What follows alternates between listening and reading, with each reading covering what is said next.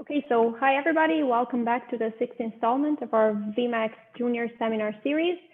Before we begin today's order of business, just a quick reminder that the deadline to submit your papers for the VMACS conference is this Friday, the 24th, so please don't forget to do so. Today we have Martin Baraja presenting technological transitions with skill heterogeneity across generations. Martin's co-authors, Rodrigo and Nitya, are also with us. They'll make sure that your questions are addressed appropriately. So please feel free to ask them via the Q&A function during the presentation. We'll have at the end of the talk some minutes left, about 15 minutes left for more substantive questions. To ask those, please raise your hand using the participant box at the bottom of your screen, and we'll select you and allow you to speak. Other than that, all of your videos and microphones are unmuted. Your videos are off, your microphones are muted. You cannot change it, but we won't allow you to speak without your prior consent. All right, so that being said, Martin, take it away. All right, thank you. Thank you everyone for virtually coming, and thank you to the organizers for putting us on this seminar series. Okay. So let me just start just as a motivation with kind of the recent experiences in developed economies. And some of the things that have been documented in the literature that's well known by now is that there has been this joint process by which inequality has been on the rise in recent decades across many developed economies. And at the same time, we have seen these strong changes in employment composition, both across occupations and sectors. And I think there's also a consensus emerging that, at least in part, these trends have been driven by certain new technologies that, let's call them skill bias, or in particular bias towards specific types of skills. And here it could be, things like the computer or the internet. And in fact, that's one of the examples that we're going to have later on. But also something that is interesting is that these aggregate changes in employment composition can mask some underlying differences across different generations, older and younger generations. And a number of papers have documented these type of patterns across sectors. For example, actually, Tommaso has a nice paper recently on this, and going back, Murphy and Topel as well. And but here, what I'm going to show you is that there's these systematic patterns across many developed economies in the context of the expansion of cognitive intensive occupations. So underlying the overall expansion that has occurred in most developed economies, there has been some strong difference between relatively younger workers and relatively older workers, by which the employment in cognitive intensive occupations has grown much more for younger than older generations. And this has been more or less across the board in all countries. So what we're going to do in this paper is, broadly speaking, study how is it that economies adjust over time to this type of technological innovations that are biased towards certain economic activities that use specific skills intensely. And motivated by these patterns across generations that seem to be commonplace, we're going to focus on two margins through which this adjustment may happen. The first one is that generations of workers that are already in the market, existing generations, may reallocate towards the activities that are experiencing an increasing labor demand. And they will do so to the extent that their skills are more valuable in these activities. The other margin is going to be that instead of existing generations reallocating, newer generations coming into the market, relatively younger workers potentially, can invest more in those skills that became more relevant after the arrival of some new technology. And hence, because of that, they're going to enter the activities that are expanding in greater proportions compared to existing generations of workers. But if you take these two margins and we follow the logic, then you can see that the first margin is going to be more relevant at shorter horizons in terms of the shaping the adjustment dynamics, whereas the second margin, the entry of new generations that invest in potentially different skills, is going to shape the adjustment over much longer horizons in the space of decades, perhaps. And in this paper in particular, we're going to focus on two features of this adjustment dynamics, one being how slow the overall adjustment is, and the second one is how unequal it is across workers. And one of the themes in the paper is going to be one implication of this logic of the adjustment for different generations, which is that potentially, if the relative strength of margin 1 and margin 2 change with different types of technological innovations, then this is also going to make the adjustment different, and it will mean that different technological transitions that are driven or triggered by different types of innovation will vary in both how slow they are and how unequal they are. And some may be faster, some may be slower, depending on which margin is more important. So that's kind of a nice story. But what is it that we're actually going to do in the paper? And the paper is going to organize around 3 questions about technological transitions that we're going to try to make progress on. The first one is, we're going to ask, how is it that inequality, skills, and economic activity jointly adjust, and jointly is an important part here, over time, another important part, to technological innovations. And to get at this question, we're going to develop a new theory to analyze technological transitions that incorporates the 2 margins that I just described. And you will see that the theory incorporates some elements of both the Roy model that is very standard in labor, and also, for those of you who know this paper, by the paper by Chai and Hoppenheim on different generations. We're then going to study the dynamics following changes in technologies that give rise to skill biased productivity changes. And we're going to have a representation result that's going to be very useful to characterize the dynamics following a technological innovation, where we're going to show that the dynamics can be represented as if they were from a Q theory of skill investment, in reference to the standard Q theory of capital investment. With this characterization, then we're going to ask, what features of innovations of skills determine where this adjustment is fast or slowly plays out over many generations? And what we're gonna find is that the technological transition is slower and also more unequal, in fact, if an innovation is biased towards activities that are intensive in skills which differ more from those used in other activities in the economy. And this is a feature of the economy that we're gonna call high technology skill specificity. We're gonna define that properly later.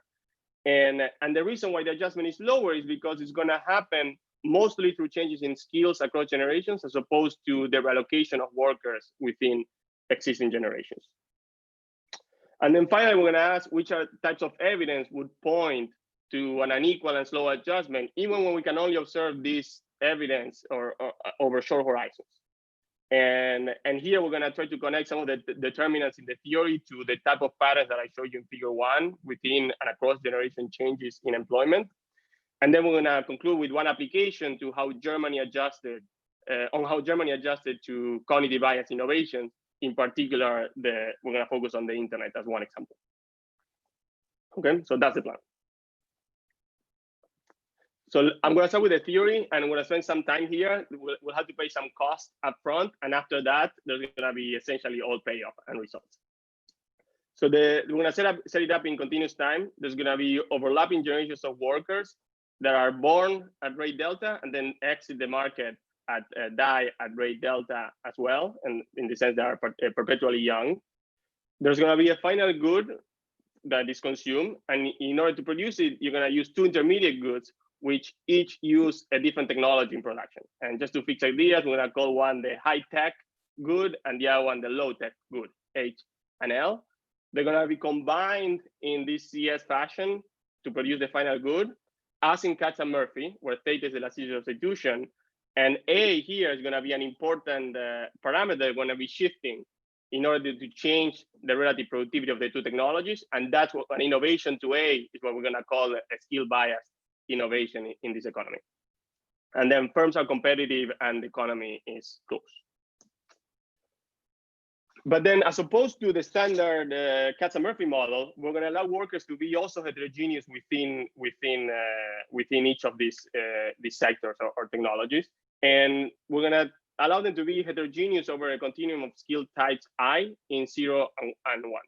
And here, as in the Roy model, the skill type is not just high skill versus low skill, but it's an index that tells you potentially what is a vector of multidimensional skills. And the important property of the Roy model is that you can have this index I, that is the only thing that you need to know in order to determine what is the productivity of a given worker called I in each of the technologies in the economy. And this is the sense in which the type is going to determine the technology-specific productivity. So then let's think first about the output of the low tech firm and a worker of type I, if it were to work with that in that sector or with that technology. Then a worker of type I is going to have productivity alpha I when it works in the low technology. Whereas a worker of type I is going to have a productivity alpha I times sigma I if it were to work in the H technology. So what is an important object here is going to be sigma I. We're going to assume that it's increasing without loss of generality in I.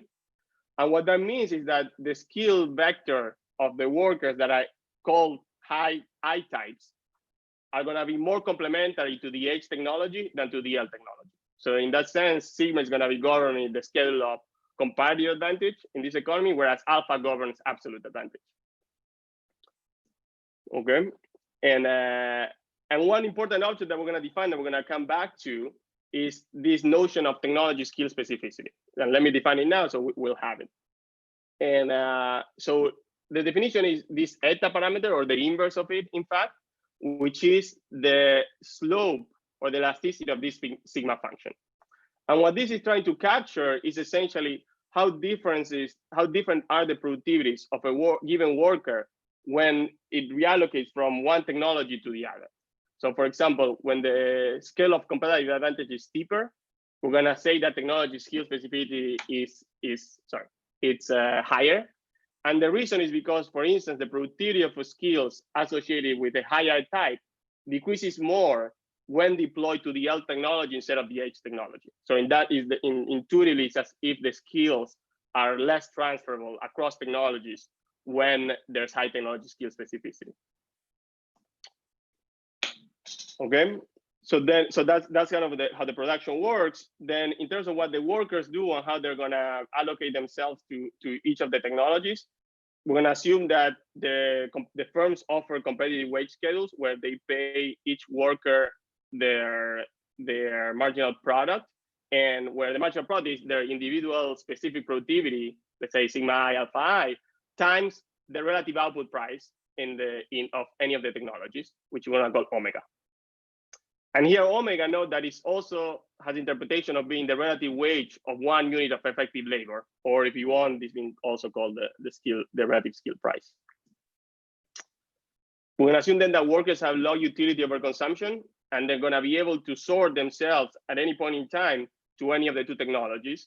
So as in the standard ROI model, there's gonna be, with two sectors in this two technologies, there's gonna be a threshold, L, that's gonna determine who goes where. So if you're a low I type and you have a comparative advantage in the L technology, you're gonna sort yourself into the L sector.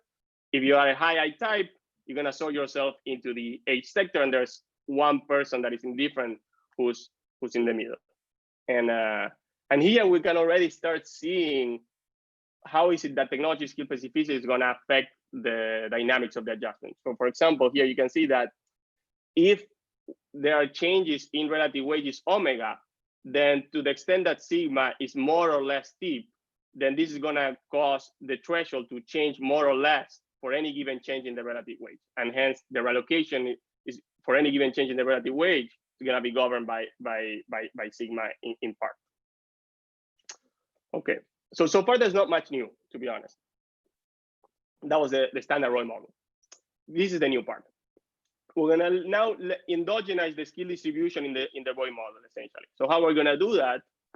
We're gonna allow at birth that workers will make a costly skill investment, and this is costly skill investment that they make. And here at birth means, we're gonna collapse the whole skill investment problem into one time, but in fact it means anything that's happening, say at school, or also during the first years while you're on the job. And this costly skill investment is going to determine your skill type I. And for today, everything I'm going to show you, the skill type I is going to remain fixed during your lifetime. There's not going to be any way of re-optimizing later on. But in that extension, we actually allow workers to also re-optimize once they are quote unquote older later in life. And then finally, just notation, S tilde tau I is going to be the skill distribution of a given generation tau when they enter the market. Okay, So then how is it that we're going to set up the problem of these forward-looking workers that are going to, be considering what are all the wages and the payoffs of having a particular type of skill set in the future during their lifetimes. And there's going to be, and what we're going to do is, instead of allowing them to choose the skills directly, we're going to allow them to choose a costly lottery over skill types I. And the realization of this lottery is going to determine which I they end up being once they enter the market. And how is this lottery going to work? So there's going to be two considerations, essentially. The first one is going to be this object here, which is what is the expected value of the lottery in terms of what is the present discounted value of log earnings that you will get when you're a given type I. Now, of course, if there was no cost whatsoever, all workers would just put all the mass in the highest V when they're entering the market. So in order for that not to happen and have a distribution of workers, we're going to make a given type of skill investment costly. So how does that work? We're going to say that if the worker pays no cost whatsoever, then it just draws from some reference distribution. Let's say it's exogenous, which is S bar I. And this interpretation of that is just the distribution of innate ability in the population. If you don't do anything, then you're just going to draw. Sometimes you're going to have higher ability of a particular set of skills. Sometimes you're going to have a different set. But of course, it may be that this innate ability distribution does not align well with the particular payoffs that are there in the market. So to the extent that some I types are paying a lot in the market, but it's for you, given the distribution, the initial distribution, you are very unlikely to become that I type, then you're gonna wanna twist your lottery away from this reference distribution. And what we're gonna assume is that this twisting of the lottery in order to achieve higher payoffs in terms of skills is gonna be costly. How costly? Well, the larger the distance from this reference distribution, then measured by this relative entropy here, then the more costly the lottery is gonna be. And there's going to be a parameter side that's going to govern overall how costly is this skill investment problem. And when sigma psi is higher, the problem is overall you're going to pay a lower cost for any change in the lottery.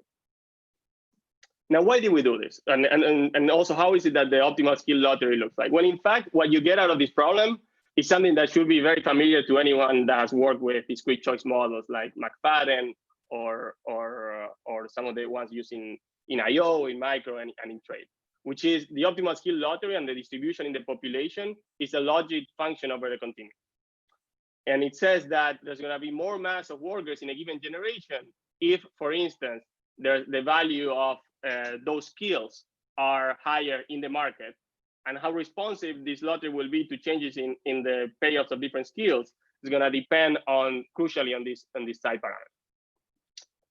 Why did we go this way and not just the standard discrete choice that gives you exactly the same thing? It's a technical reason, which is that having a continuum of skills does not play well with, and you can actually have it in terms of discrete choice.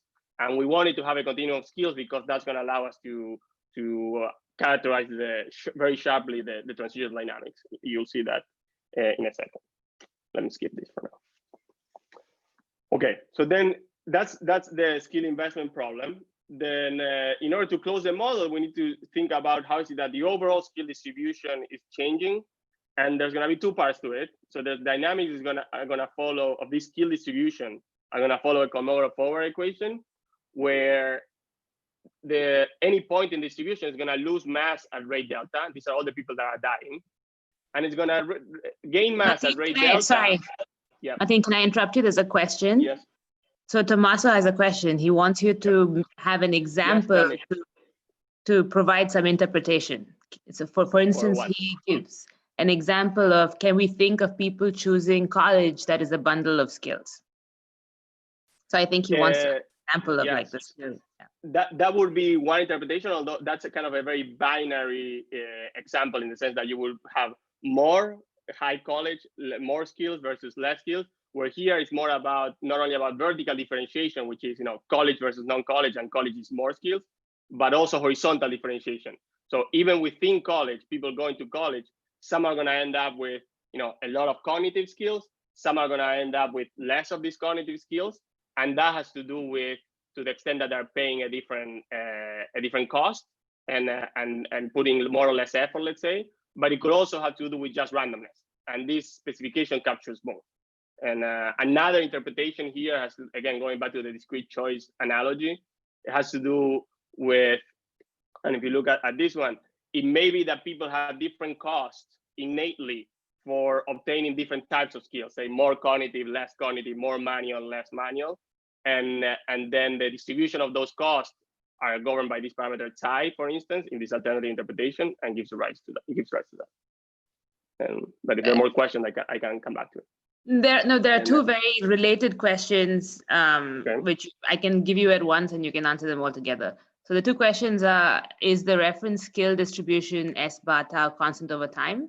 And the second question is, yes. And the second question is, how does choosing the lottery play out differently from deterministic skill investment choice with initial heterogeneity or innate ability? Good questions. Let me take the second one later during the discussion, perhaps. But the first one I can answer relatively easily, which is that in our benchmark, this reference distribution is fixed. But we have one interesting extension where you can actually endogenize it. And for instance, you allow this reference distribution to actually track what is the overall distribution in the economy. And that's the sense in which if there's some skill types that are abundant already, then you may find it easier, quote unquote, to learn from these people, and hence the cost of skill investment, if you want to put a lot of mass in those skill types that are abundant in the economy, is going to be lower. So we can look at that case as well. Okay, good. So then going back to the Kolmogorov-Forward equation, what you see is that people die and exit, and then the new entering workers at rate delta, they enter a particular part of the distribution if their skill lottery has a realization that puts them in that part, and that's going to be how the skill distribution is going to change over time potentially, and that is going to be market clearing in the goods market and the labor market. Okay, so that's the model essentially. So what we're going to try to do now is to characterize what is the whole equilibrium starting from any arbitrary initial skill distribution and potentially converging to the stationary equilibrium. Note that this is going to be a relatively complex fixed. It's going to be the solution to a relatively complex fixed point problem that involves the dynamics of the skill distribution. So one way to see that is the following. There's a partial equilibrium sense in which the model is very simple.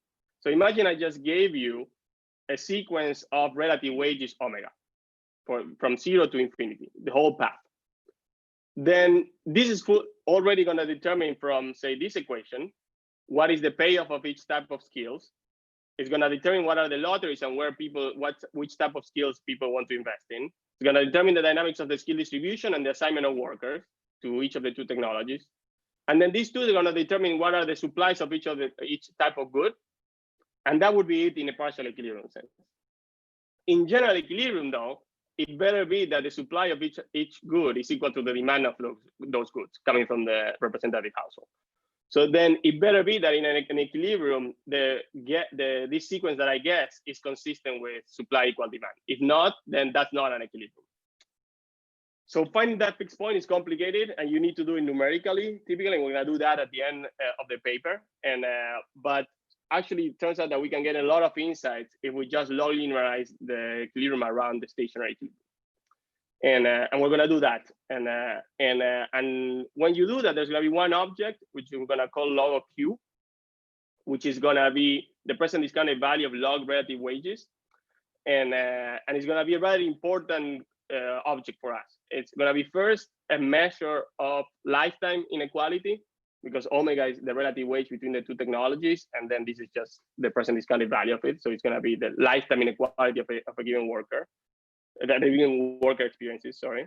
And then also, I think it has this nice analogy with the Q theory of capital investment. And hence, that's why we call it Q, which is also, this Q is also the shadow price of an asset associated with having an extra unit of output in the H technology versus the L technology, or putting an extra worker there versus in the L technology, as opposed to the typical Q theory where Q is the shadow price of the asset of having an extra unit of capital. So here is human capital, if you want. And what we're going to show then is this representation of the dynamics that resemble that of a Q theory of skill investment. And what this shows is first that in order to solve for the dynamics of the threshold L that governs which type of worker goes where, and Q, you don't need to keep track of the whole skill distribution. Instead, this threshold summarizes what are the relevant changes in the moments of the skill distribution that allow you to solve for the approximate dynamics of Q. And this system of ordinary differential equations between the threshold and Q is a system of two differential equations that resembles a lot the Q theory one, where now you have some parameters that you don't have in the Q theory, which have to do with heterogeneity, like eta and psi. And what you can show is that in this equilibrium is actually spat stable with a constant convergence rate lambda. And finally, once you have solved this as a very simple solution that is an exponential with exponential decay, you can show, once you have that, you can solve all the other equilibrium path for any other variable, the whole skill distribution, the aggregate supply of any of the two goods, and so on and so forth. And let me just highlight one thing here. The fact that we can reduce this dimensionality here does not mean that the skill distribution dynamics are not important. In fact, the only reason why the dynamics at all in this model is because the skill distribution changing is changing over time. If the skill distribution does not change, then L, Q, any other variable doesn't change. It's just that you don't need to keep track of the all of it to solve for Q. Okay, so that's one representation thing, and that ends kind of the technical part of the paper. From now on, it's essentially payoff. The first thing that we're going to do is look at the adjustment to a one-time permanent change in the relative productivity of the H technology. So it's going to increase in particular. I want to call that a skill biased innovation delta log A. So how does the adjustment happens over time? So what you see is that initially there's an increase in the relative output that on impact that happens both because of the direct effect of the shock. So this is the relative output of the H technology, but also because workers that were initially in initial steady state in the L technology now find it optimal to reallocate to the H technology. And that's what we see here by the threshold falling. So a lot of types that were before marginal now reallocate towards the H technology. And this is how the model captures essentially the within generation relocation for relatively older workers that I showed you early on in the intro. Now, because the skill supply is not perfectly elastic, so then there's also going to be some increase in inequality on impact. And here we're measuring that by Q. But note importantly that this Q is actually above the new stationary equilibrium. And in that sense, is in the sense in which the theory looks a lot like the Q theory of skill investment, where Q overshoots the new long run level after the shock. And because of this overshooting, what you see is what happens along the transition, and you see that here. So let's say that we start from an initial stationary distribution that is uniform. Because of this increase in Q, this is going to give incentives to entering workers to invest more in those skills that are associated with high I types, and less in those that are associated with low I types, because the high I ones are the ones complementary to the H technology.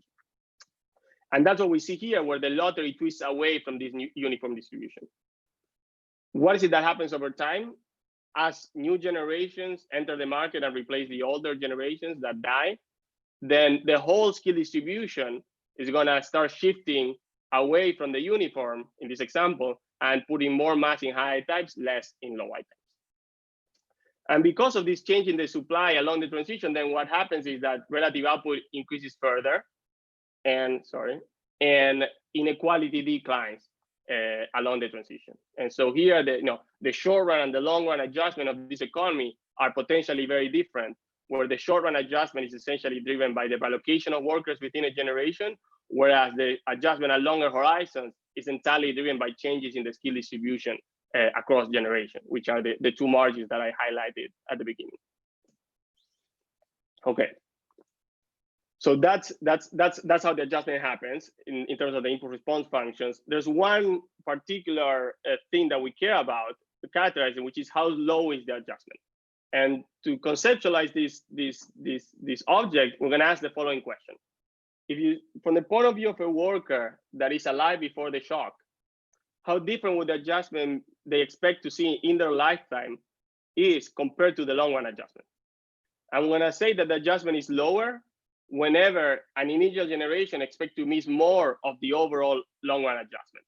And the formal way of measuring this object is what's called a discounted cumulative impulse response, that essentially measures what is the expected value of the response during the initial generation's lifetime relative to the long run response.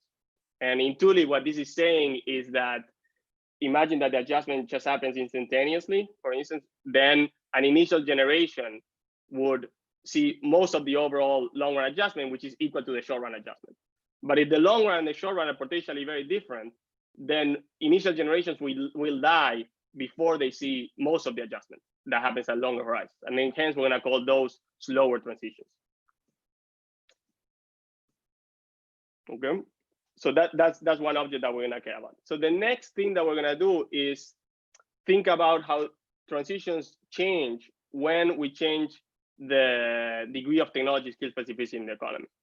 But in order to understand this is the following thought experiment that I think helps interpret this exercise. So let's think about two episodes of adjustment triggered by different types of skill bias technological innovations. The first type, in the first episode, the innovation again makes the age technology more productive. It's a skill bias innovation. But age corresponds to sectors or occupations that are intensive in skills, which are markedly different from those used in the rest of the economy. And here, the rest of the economy is just represented by the L sector.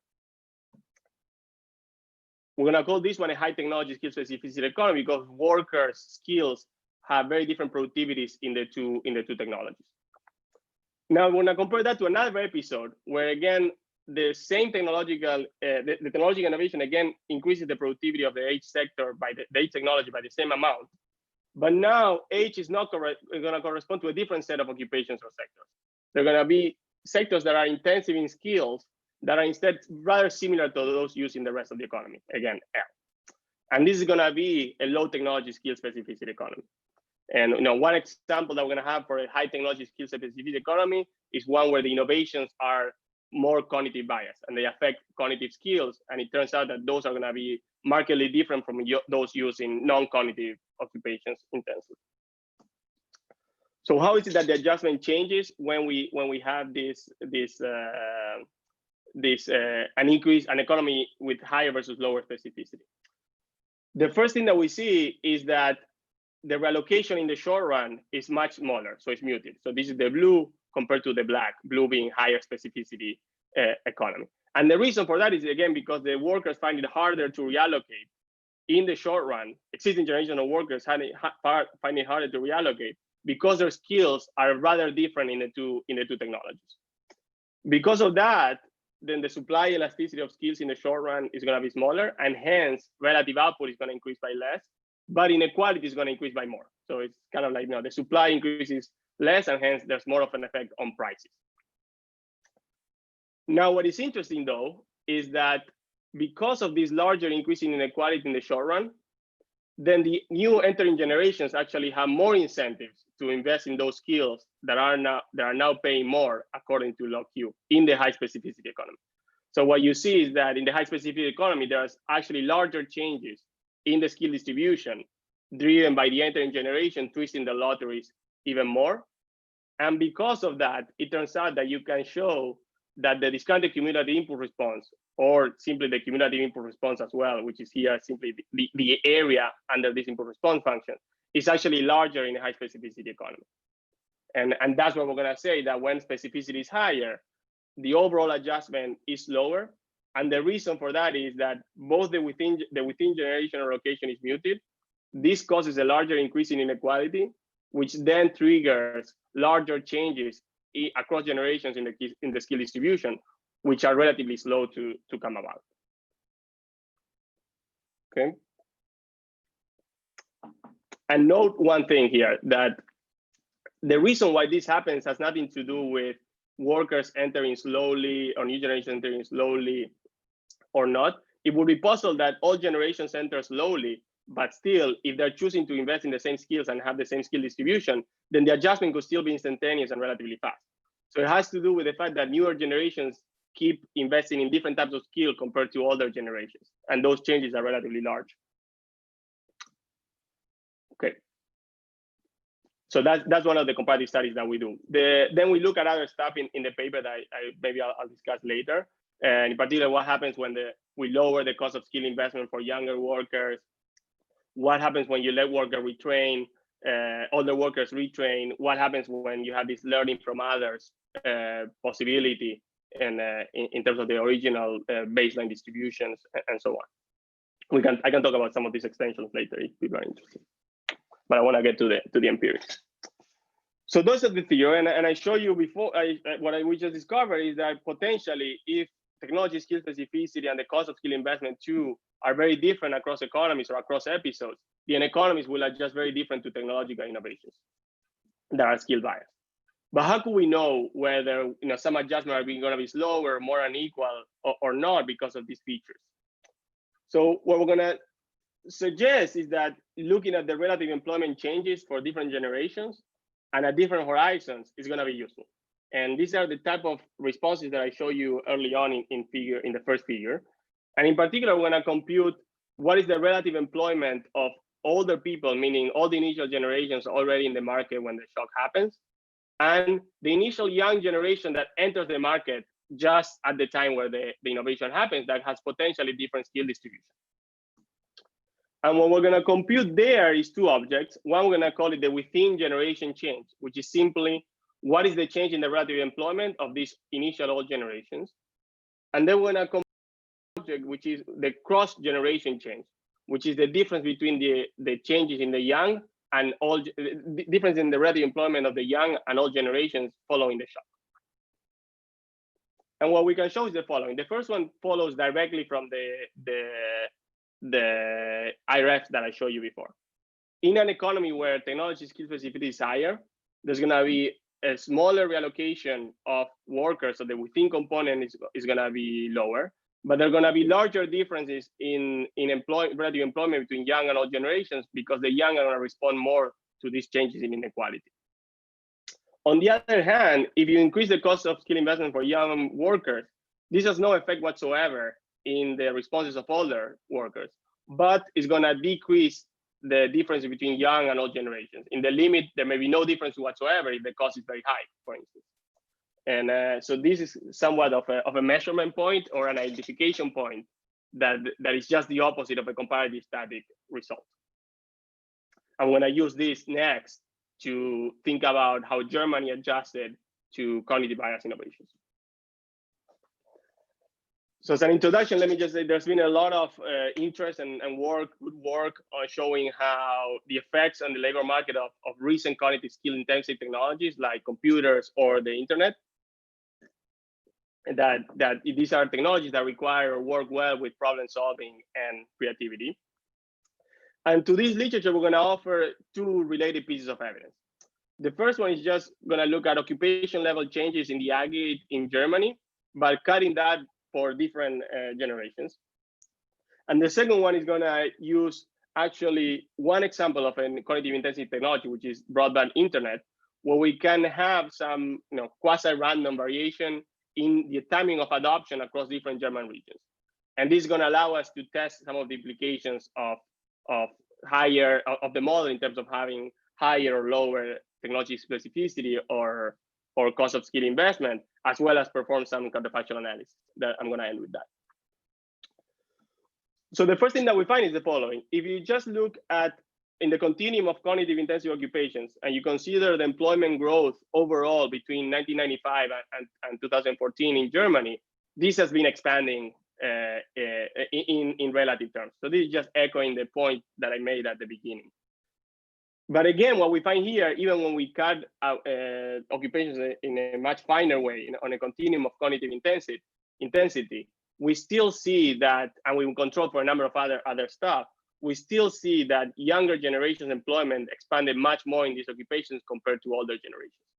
And moreover, the relative payroll of these occupations grew more as well. What are these facts consistent with through the lens of the model? So they're consistent with an economy that has a relatively high technology skill specificity and an elastic skill supply at longer horizons. where the younger workers are changing their skills and more so than older workers do, and that's why they enter these occupations in larger proportions. Now, of course, it's not direct evidence, but it turns out that for the case of Germany, one of the nice things is that we actually can have more direct evidence of skill investment. So in Germany, there is these on-the-job training programs that are quite important, in particular for younger workers. And what we find is that, in fact, cognitive intensive occupations, the training growth in terms of number of workers undergoing training, increase more in cognitive intensive occupations compared to non-cognitive intensive occupations. So I think that's a nice rationalization of what the model is telling us that should happen. The second fact that we're going to offer is a better version of this, where we have a quote unquote well-identified technological shock. So one of the things that you may complain about the previous exercise is that we don't really know whether these are driven by technological changes. There may be other things, and there may be a sequence of shocks, which means that we are confounding the persistence of the shocks with the endogenous dynamics of the skill distribution. And so in order to get at these type of questions, we're actually going to look at one adoption event, which is the adoption of broadband internet in Germany. And the nice thing about this case is that the penetration was actually very fast. In 5 or 10 years, most people had internet in Germany. It was a late adopter. There was similar usage by different age group within an occupation, so one using control for skills. So it's very similar to the exercise that we did in terms of a one-time permanent shock. And the second thing is that we actually have some exogenous variation in the timing of adoption across different regions that comes from this nice paper by Falk and others in the AER. And the variation comes from the fact that from the way that the telephone lines were set up in Germany, that made some regions have a higher cost of adopting internet or supplying internet to those locations versus others to having a lower cost. And I'm not going to go into much detail here. We can talk about the instrument better later. So what is it that we find? We're going to compare in this triple diff, I think quadruple diff. I always forget. So regions that adopt the employment growth in more cognitive intensive occupations versus less, differentially across regions that adopted earlier the internet versus those that adopted later for these exogenous reasons that I described before. And what we find is the following. We find that in regions that adopted the internet earlier, overall cognitive intensive employment grew, but it grew much more for young people compared to older people. In fact, we don't see any relocation of older workers into these more cognitive intensive occupations when the internet arrives. And all of the increase in cognitive intensive employment of these occupations is driven by younger generations entering these occupations. And you see also similar patterns of overall increase in payroll, in relative payroll for all generations. So this again goes in the same vein that the result that I showed you early on, but in a much more extreme way. So what this suggests is that at least for the internet, there is a very high degree of technology skill specificity, in the sense that the skills that were needed in order to work or intensely used in more cognitive intensive occupations are very different to those that were used in other activities in the economy. And that's why, through the lens of the theory, this is telling you that older workers found it hard to reallocate towards these cognitive intensive occupations, whereas younger generations actually responded much more. And one reason, again, through the lens of the theory, is that they could invest in those skills, in those cognitive skills that were required in those occupations. Okay. And so now what we're going to do at the end, given this evidence, we're going to ask one counterfactual question, and we're going to do this numerically. So now we're going to move away from the approximations that I show you later on. I'm going to solve them all in the computer. I'm going to ask, what if the type of technological innovations had not been cognitive biased? I had instead been biased towards activities that are intensive in skills, which were more similar to those used in the rest of the economy. How different would the adjustment have been? And so this is, again, comparing a high versus low technology skill specificity economy. And what we're going to do is we're going to first parameterize a baseline economy. We're going to interpret the H technology that is hit by the innovation, the skill bias innovation, as being cognitive intensive occupations. And then we're going to pick parameters such that the degree of technology specificity and the cost of skill investment match the empirical input response functions to the internet shock. And then we're gonna do a counterfactual economy where we're gonna keep all parameters the same, but we're gonna reinterpret the age technology as a different set of activities that has a different degree of technology skill specificity. So being a different scale of comparative advantage. And we find two things, and I'm gonna end soon with this. So we first find that in the baseline economy, there's large differences between the short run adjustment and the long run adjustment. And one way to look at that is actually to compute the change in welfare, meaning, which in this case is essentially the log, the average log real wage. And what you see is that there's this large difference between the short run increase in the real wage and the long run increase in the real wage, and the same for inequality. Whereas we don't see that in the counterfactual economy, where the short run and the long run are much more similar. And the reason for that is, again, because this adjustment is much slower, as measured by the cumulative input response of Q, for instance, compared to the low specificity economy. And with this, I will just conclude with some takeaways of the things that we learned from this exercise. The first one is that transitions following cognitive bias innovations, like the internet, seem to be particularly slow and unequal. And the reason is that they're mostly driven by changes in skills across generations, as opposed to the reallocation of workers within a generation. And one interpretation through the lens of the theory is that this is because these type of innovations are biased towards activities that use skills which are rather different from those used elsewhere in the economy. That is, the technology skill is high. But the theory also tells us that these features are not universal. In other episodes of adjustment triggered by potentially different types of innovations and involving different skills, maybe in the past or even future innovations, if those are different, then they would also, then the adjustment to those technologies will also vary in how slow and how unequal they are. And we have focus on technology skills as one way in which they can vary. And the last thing that it tells us from this exercise between the difference in the short and the long run consequences is that maybe we should be cautious when interpreting transitions using short run evidence, maybe in the space of 10 or 20 years. And the reason is because if the adjustment is relatively slow, then this may lead us to have overly pessimistic views, both about the welfare and the inequality consequences of new technologies, because we're missing a lot of the adjustment that happens over many generations. But also, I think on a positive note, we show you how this short-run evidence can actually be valuable and to get at the full implications of technological innovations, because by looking at what young and older workers do, we can actually sort of, quote unquote, see the future and see where the economy is going in a sense. Okay, that's all I have. Thank you very much. Excellent. Thanks, Martin. This was fantastic. So let's open up the floor to the more general discussion. Ask your questions, feel free to raise your question, and then we'll allow you to speak. You'll have to unmute yourself. So while the audience is preparing their questions, there are a couple of questions in the Q&A function that were postponed by your co-authors to the more general discussion. So I'll just go ahead and read those, and then you can go into as much or as little detail as you want on them. And then some of the other panelists have some questions. And again, the audience, feel free to raise your hands if you want to ask a question. So I'll start with a more technical question by Anton Zhu. You decided to postpone this. So the question was, how does choosing lottery play out differently from deterministic skill investment choice with initial heterogeneity, like innate ability? Right, so let me go back.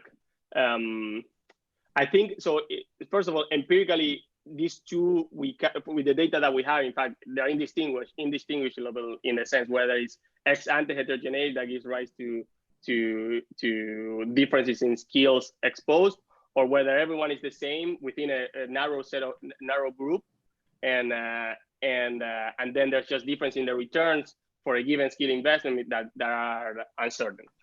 And so I think that the one thing that we have tried with the model is the following. It's very easy to incorporate both ex ante and exposed heterogeneity. So one way of doing that would be to just have different groups that let's call them, let's say, just not to be too controversial, let's call them men and women, and maybe that is controversial. Let's call them something else, two groups, and then we can have, for instance, different groups having different reference distributions, meaning different innate abilities. We can have them having different costs of skill investment. And then once you do that, you can have both ex ante heterogeneity and exposed heterogeneity, and that model would be very similar. You just, to get at the whole distribution, you just average over all these groups. So I don't think much changes once we incorporate that. But for a quantitative, more quantitative application of this theory, I think it would be important to actually go there. Okay, sounds good.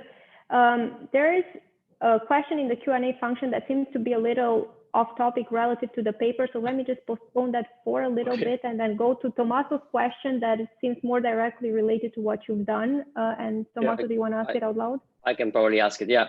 Well, first, really great paper and great presentation. Thanks so much.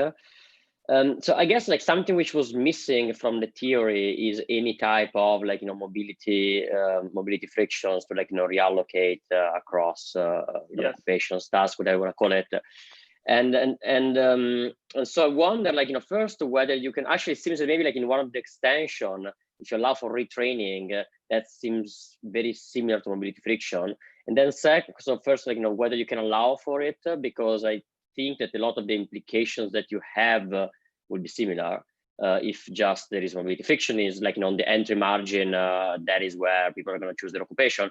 And similarly, in your empirical application, I was wondering whether instead of comparing young and old cohort, you can just compare the young that just enter the labor market or the young that still have to make the investment. So it seems almost you want to really look at the discontinuity there rather than different generations, because again, the old individuals, maybe they're just not going to be able to reallocate because there is a fixed cost that traps them into whatever sectors they are.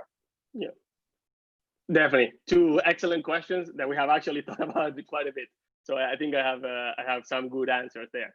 So for the mobility cost one, there's a sense in which you're absolutely right, and this is something we discussed with both Rodrigo and Ichi at length, internally, which is that the ROI model where you have heterogeneity in skills, and that is what causes people not to self-select and reallocate in the short run where there's changes in relative wages, is in a sense identical to a model where you just have a mobility cost for moving from occupation 1 to occupation 2 or sector 1 to sector 2 that is expanded. So I'm entirely happy with the interpretation of this eta being not skill heterogeneity, but something about the cost of mobility across sectors. And a lot of implications will come about the same way. For instance, I think the main one, which is, imagine you did an exercise like here, where you instead of changing technology skill specificity, you change the mobility cost, you increase it. Then in that economy, you will have less reallocation in the short run, you will have higher inequality in the short run. And because of the high inequality in the short run, you will also have new entering generation investing in more skill, and the adjustment is going to be slower as well. So that comparative static, the insight just carries over there. And I'm entirely happy with that interpretation. And in fact, one way of thinking about this eta is that just moving actually requires some retraining. But the difference between this movement, which in this case is frictionless, and just completely changing your skills and changing a career, which is something that maybe you decide early on in your life, that's what we're trying to capture with this cost of skill investment for young. Where there is a difference though between the mobility cost versus the technology skill specificity, and in this way, in terms of skill heterogeneity, is on the fact that typically the mobility costs are either not pairwise different, so it's just overall it's costly to move or not. Whereas here is that it's costly to move in a sense from occupation 1 to occupation 2, but not less so potentially from occupation 2 to occupation 3. So if you had a model with that type of heterogeneity mobility cost, it would be similar.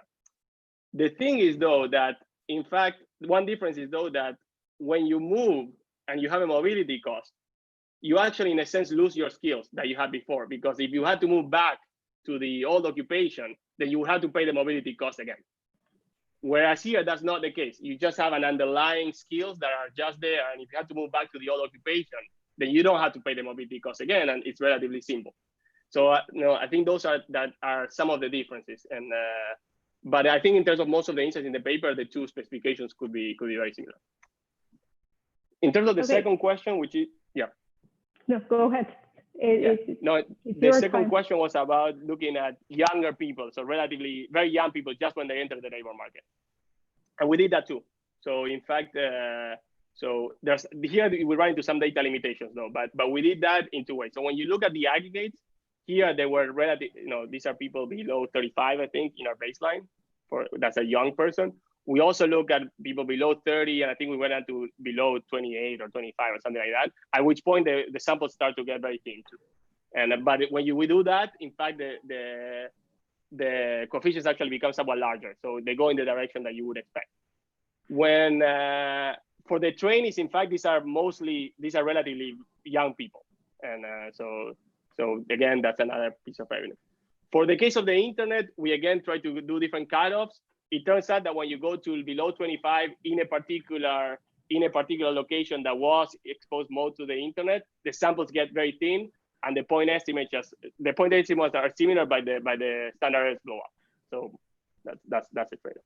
Yeah, but you're absolutely right that the theory is really telling you something about the entry. But I think a more flexible way of thinking about what being young is in this case in the theory is just can you invest in skills sufficiently such that if you're an economist, you can become an astronaut early on versus not.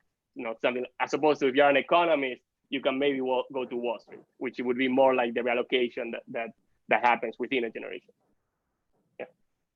Okay, so circling back to the Q&A chat, there are two questions there. That one is whether there'll be any hysteresis effect of shocks in your economy, and the second one is more like a hysteresis effects of shocks in your economy. And another one that's a bit more like a big picture question and a little off topic, as the person who asked it himself says. Are there any ideas on how to allow for explicit market power profits in your framework? Good. So is there hysteresis?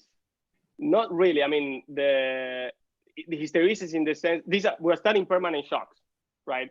So there already, it's not that we're studying a transitory shock and then there's some slow adjustment that maybe if there was hysteresis would put you in a different long run.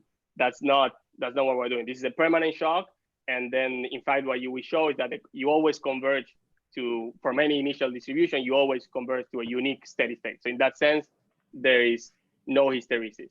What could happen though is that in an extension of the model where you have learning from others, for instance, which is an externality, or if you have increasing return to scale in production, which would be like an elasticity of substitution that is in fact negative in the CS, where if more people move to if more people are in a given technology, then overall there's an externality and that technology becomes more productive. Then in either of these two cases, you can actually get multiple equilibria. And it's possible that you have two station distributions, and then when you have the shock, it moves you from one equilibrium to the other. And this actually is rather similar to a very nice paper by Krugman in the QJE on expectations versus something else that I forget, which is also a model of reallocation where you can have multiple equilibria if not everyone moves at the same time, for instance. And in the model can give you a model interpretation of that. And on market power,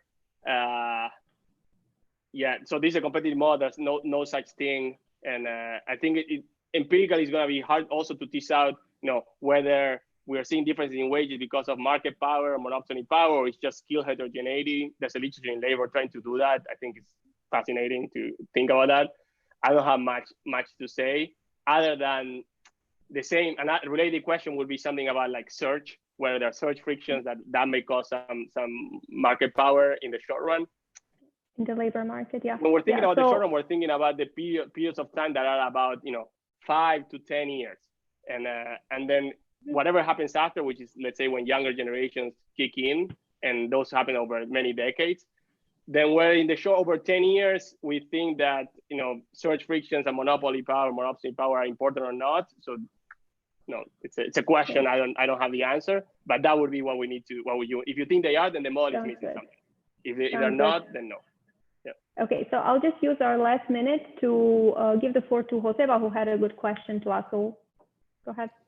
All right, thanks, Gorna, and thanks, Martin. Great presentation. So I wanted to ask about if you thought about the implications for the empirics on productivity. It seems like the model has some super strong implications for how the transition in skills, the transition in productivity should look like. I wonder if you thought about how it looks like.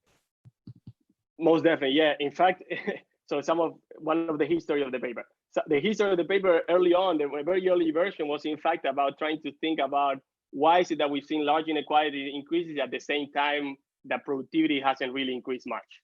And these are the two facts that I think you have in mind. So this question of the productivity slowdown, if you want. And the model is literally telling you that this is the consequence of an economy that has a relatively high degree of technology skill specificity.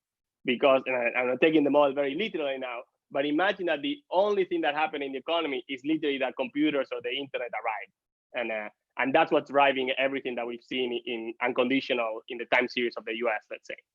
And what the model literally says is that those technologies, because people can really reallocate, and it just takes time for skills to accumulate through the entry of new generations, to the extent that a lot of the adjustment happens through this entry and changes in skills, then precisely what you'd expect is that in the first decades of a technological transition, we will see a lot of inequality and productivity kind of not changes much. But then over many decades, and this is maybe the positive part, that my optimist side, maybe the productivity increase is coming. And in the sense that it will just take a couple of generations until the skills do accumulate, and then inequality may fall. Of course, where we see this in the aggregate or not, I don't know, because there's many other things that may happen. I think that's where having one well-identified shock, which is the internet, and the theory can help us. And but actually, you prompted me to show one thing that I kind of like, and this is what we're thinking about doing next, in fact, from this paper, which is this. Martin, make sure you don't write the entire paper in real time now. No. It's just this.